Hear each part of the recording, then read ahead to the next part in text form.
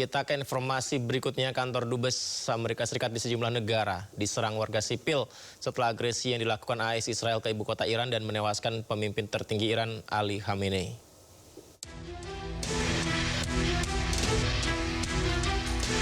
Bentrokan pertama terjadi di depan Konsulat Jenderal Amerika Serikat di Karachi, Pakistan. Pengunjuk rasa melemparkan batu ke arah polisi yang bersenjata lengkap. Setidaknya 9 orang tewas dan 25 orang terluka akibat bentrok. Aksi memanas setelah pengunjuk rasa merangsek dan merusak pagar besi di depan konsulat.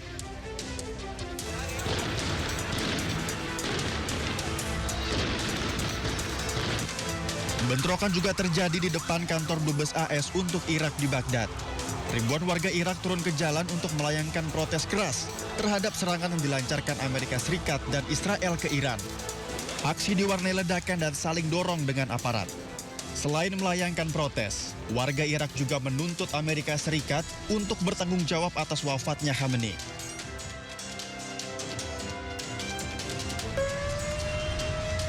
Sementara di Riyadh, Arab Saudi, kantor Dubes Amerika Serikat dilalap kobaran api.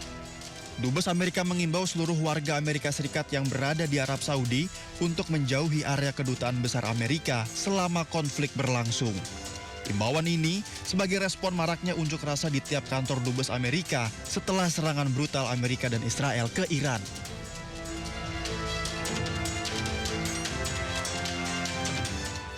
Garda Revolusi Iran meluncurkan serangan rudal ke arah target Amerika Serikat dan Israel seiring meningkatnya ketegangan usai terbunuhnya pemimpin tertinggi Iran Ali Khamenei.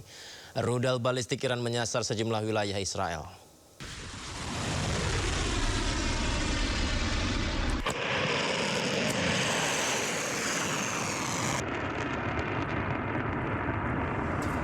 Misil rudal diluncurkan Garda Revolusi Iran. Rudal-rudal lepas landas melesat dengan target fasilitas militer Amerika dan Israel. Garda Revolusi Iran mengumumkan telah melancarkan serangan rudal dan drone skala besar termasuk ke pangkalan Amerika di Uni Emirat Arab, Bahrain, Qatar, Irak, dan Kuwait. Serangan roket Iran juga menyasar jalan raya di Yerusalem mengakibatkan 6 orang terluka. Polisi Israel dan ambulans mendatangi lokasi ledakan untuk mengevakuasi korban luka ke rumah sakit. Terima kasih masih bersama kami. Saling serang antara Amerika, Israel dengan Iran 4 hari terakhir menjadi ajang unjuk kekuatan tempur ketiga negara.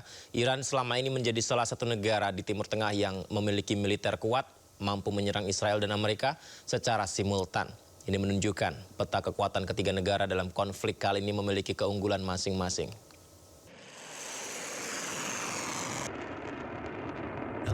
Look how you run. Listen to that sound. 4 hari pasca serangan awal ke Iran, tensi geopolitik di Timur Tengah makin panas hingga meluas ke sejumlah negara di Timur Tengah. Adu kekuatan Amerika Serikat, Israel, dan Iran terus berlanjut dan terlihat perbedaan kekuatan militer hingga operasional. Dari Global Firepower tahun 2025, personel militer ketiga negara terbanyak dikuasai Amerika Serikat dengan 2,1 juta personel.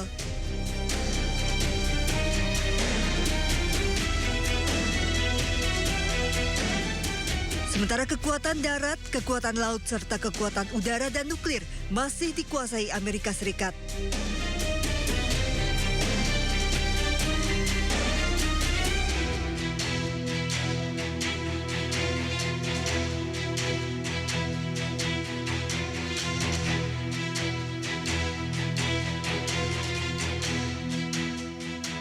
Jika dibandingkan Iran dengan Israel, hampir seluruhnya dikuasai Iran yang lebih unggul di segala aspek yang hanya kalah di kekuatan nuklir. Namun jangan lupa Israel memiliki Iron Dome yang melindungi warga dan infrastruktur sipilnya yang menjadi sorotan setelah rudal pencegat misil ini mengalami malfungsi. Butuh miliaran dolar untuk mengembangkan Iron Dome yang akan menghancurkan rudal yang masuk ke Israel.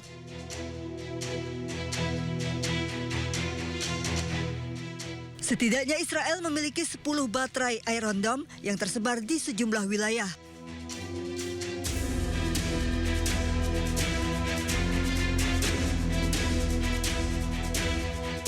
Salah satu rudal yang digunakan yakni rudal Tamir berfungsi sebagai misil pelacak dengan harga 20.000 hingga 100.000 dolar untuk satu peluru kendali.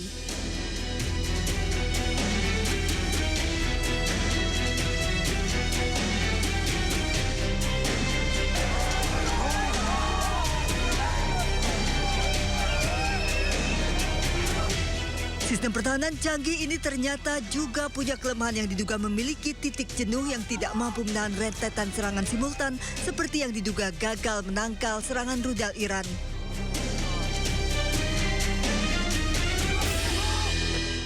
Pemirsa, Bupati Pekalongan Fadia Rafiq tiba di Gedung Merah Putih KPK. Kedatangannya terjaring operasi tangkap tangan atau OTT. Ya, semoga saja korupsi di negara ini makin berkurang lah ya, supaya kita bisa fokus untuk bisa meningkatkan kualitas baik militer, kesejahteraan masyarakatnya. Tapi memang selalu terjadi masalah. Seperti yang kita lihat ini, lagi-lagi ada OTT KPK, pemirsa. Fadia dan sejumlah pihak yang diamankan tiba pukul 10.23 waktu Indonesia Barat. Mereka tidak diturunkan di depan gedung, sehingga belum diketahui berapa jumlah orang yang terjaring OTT. Sebelumnya KPK kembali melakukan operasi tangkap tangan di wilayah Pekalongan, Jawa Tengah. OTT yang menjaring Bupati Pekalongan ini telah dikonfirmasi oleh juru bicara KPK Budi Prasetyo. Dini hari tadi tim mengamankan sejumlah 3 orang. Salah satunya adalah Bupati Pekalongan dan 2 pihak lainnya yang merupakan orang kepercayaan dan juga ajudan dari Bupati. Para pihak diamankan di wilayah Semarang, kemudian pada pagi hari ini ketiga pihak dimaksud langsung dibawa ke Jakarta untuk dilakukan pemeriksaan lebih lanjut. Adapun dugaan tindak pidana korupsi dalam kes kali ini adalah berkaitan dengan pengadaan di wilayah Pemkab Pekalongan. Pemirsa, mantan Menteri Agama Yakut Khalil Qaumas melalui kuasa hukumnya meminta hakim sidang pra-peradilan menggugurkan status tersangka dirinya. Yakut ditetapkan sebagai tersangka oleh KPK pada kasus dugaan korupsi kuota haji.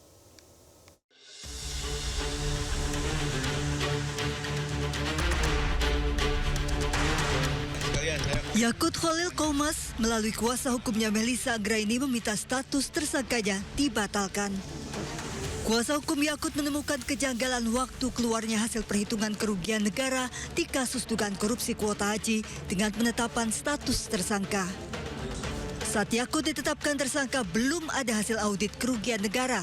Justru itu membuktikan ya bahwa apa yang kami sampaikan dalam permohonan ini terbukti lebih awal dibuktikan oleh KPK, yaitu tidak pernah ada hasil audit kerugian negara pada saat penetapan tersangka. Baru kemarin mereka sampaikan, itu pun kita masih mempertanyakan bagaimana hasilnya karena mereka ditanya oleh teman-teman media nggak jawab juga. Yakut sendiri tidak hadir dalam sidang pra-peradilan di Pengadilan Negeri Jakarta Selatan. Sementara sejumlah petinggi PBNU terlihat hadir, di antaranya Wakil Ketua Umum PBNU Kiai Amin. Dari Jakarta, Tim Liputan iNews melaporkan.